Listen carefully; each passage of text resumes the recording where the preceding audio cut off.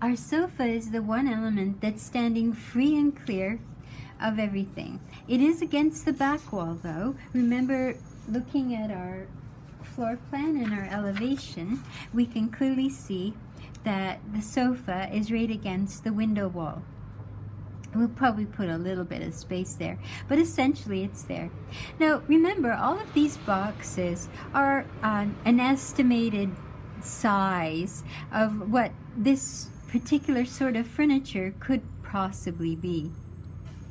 So our sofa, we have half a box, 1, 2, 3, 4, 5, 6 whole boxes and another half. So it's 7 feet wide, and it's 2.5 feet from either side. There's 2 feet between this and the fireplace, which is really cutting it close. Should probably be 2.5, but 2 is acceptable. And as I say, we're close to being against the wall. We have 3 feet of depth for the sofa, 7 feet of width, and we have 2 boxes left over from here.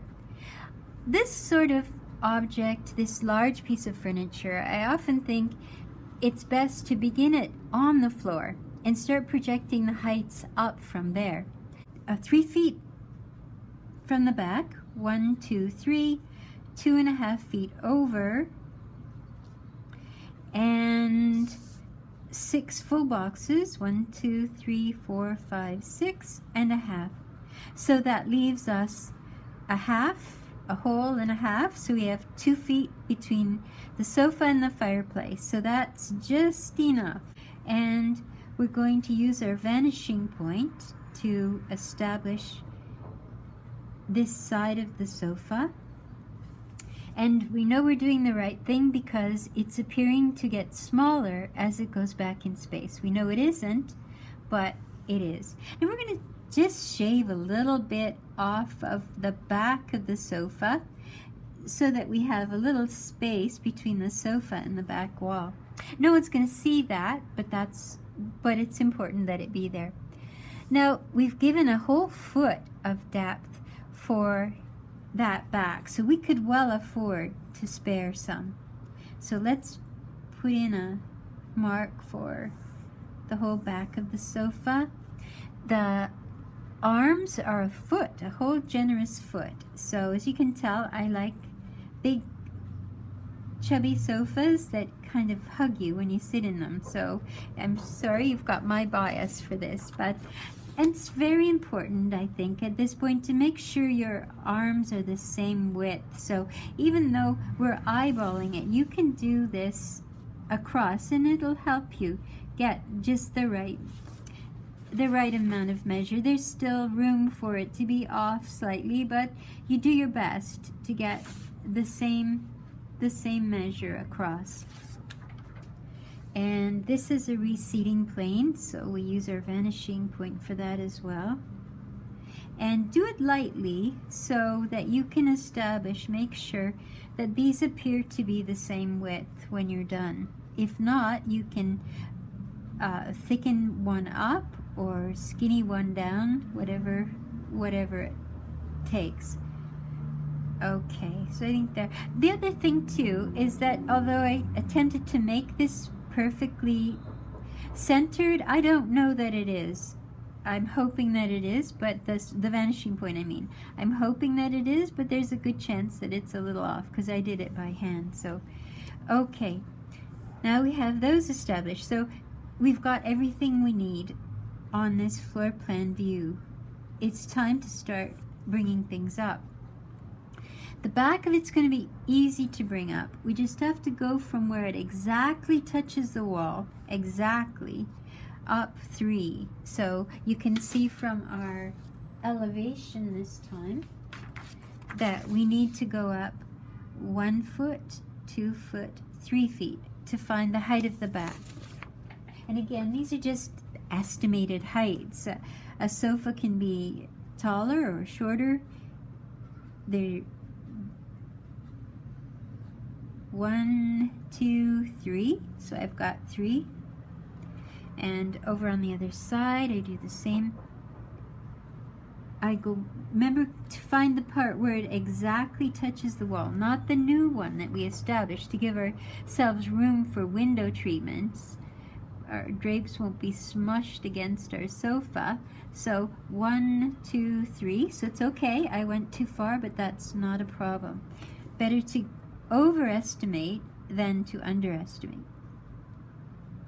Because if you underestimate, you'll be trying to join a line to a line that isn't there yet. So, okay, now we have to project this forward because we know that the part of the back that's closer to us has to appear larger. So we know we have to use the vanishing point. It isn't larger, it just appears to be. Even this short depth, it will make a difference. To find the front of that though, we have to use a vertical. So I'm finding my vertical right here, the intersection of the thickness of the back with this perspective line. So I have to bring this up to 3 feet. And on the other side, I have to bring that up. I think it looked better maybe in red. Running out of colors.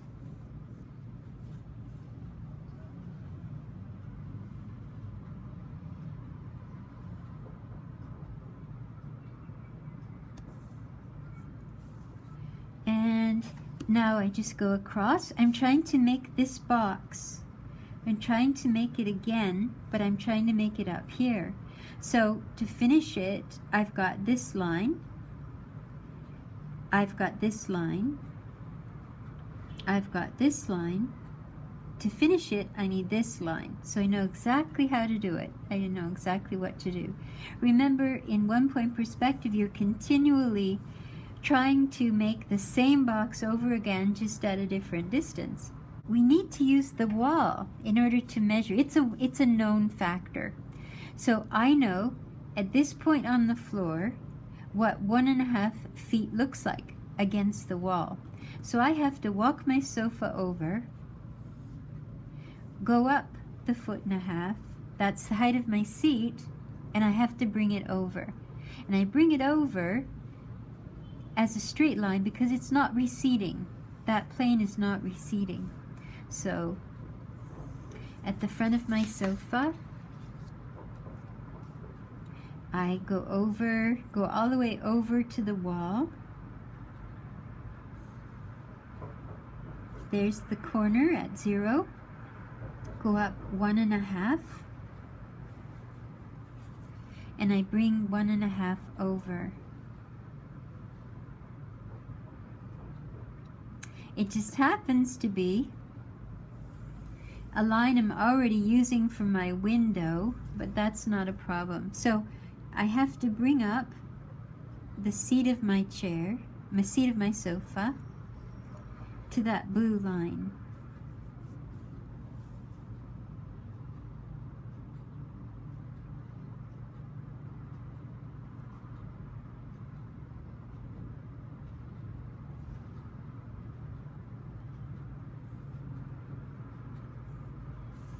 So that's it there. I think what I'm going to do is see if I outline it in the purple. That might stand out a little better.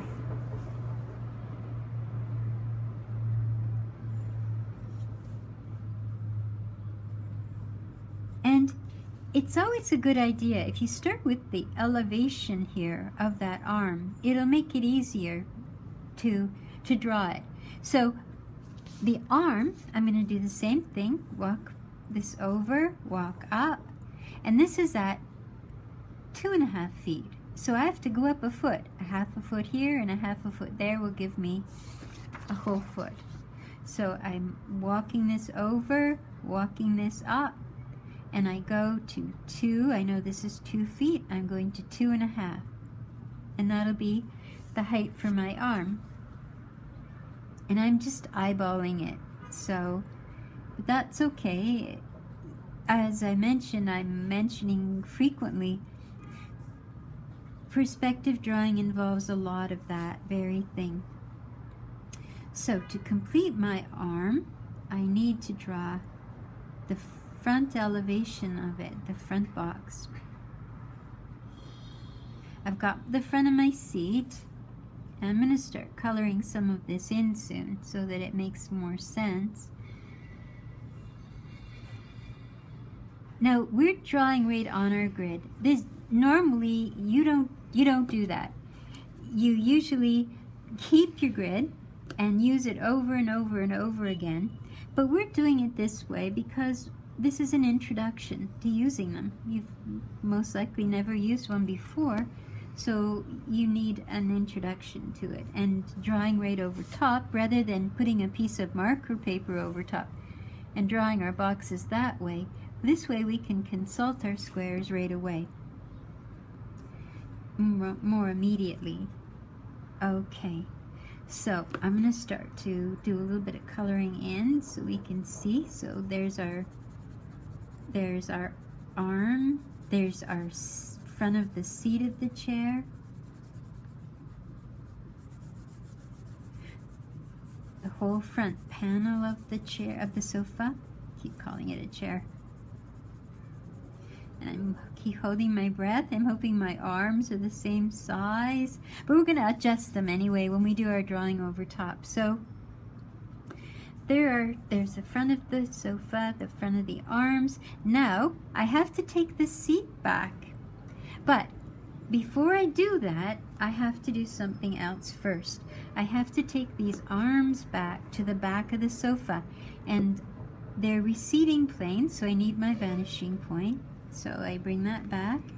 Where it touches here, I'm trying to make this box again. So I know I'm missing this line, so I have to put that in.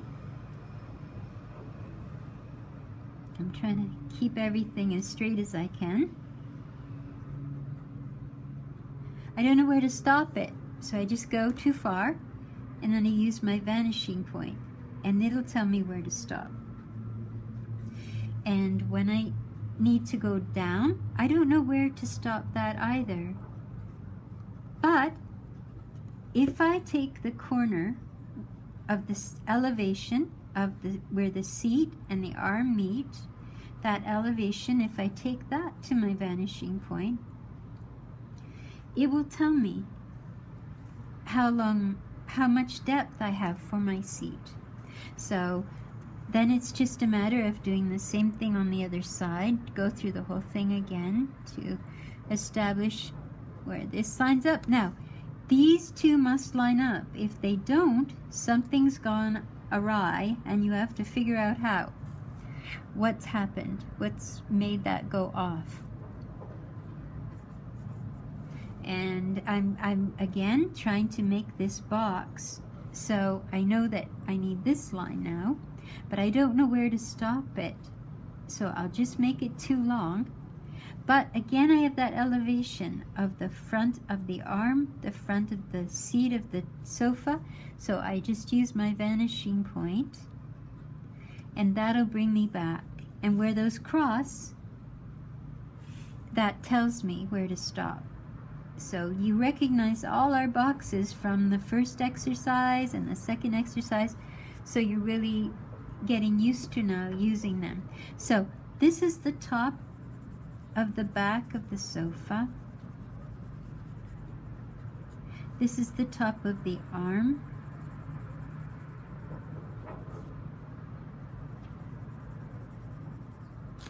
This is the top of the seat.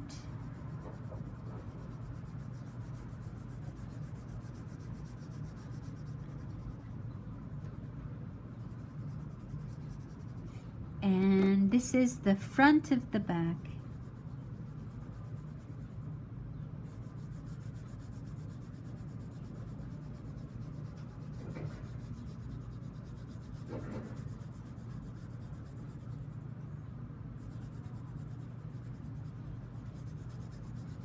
And these are side planes. These are perspective side planes. I've been putting those in purple, all except for the fireplace, because we have a plane there that doesn't relate to anything else we've done. Inside where it's brick, I stopped that there, you see, because this is all the top of the floor. This is all the surface of the floor, right up until that angle that we established, and then inside is where the brook is, and the purple of the outside of the fireplace is out here. Now, this wall is blank, so you'd want to put something there. Definitely. You want to put some things on your shelves, but not just yet. I'd put something over here, though, for sure, on this drawing. And then we'll also look at introducing our figures.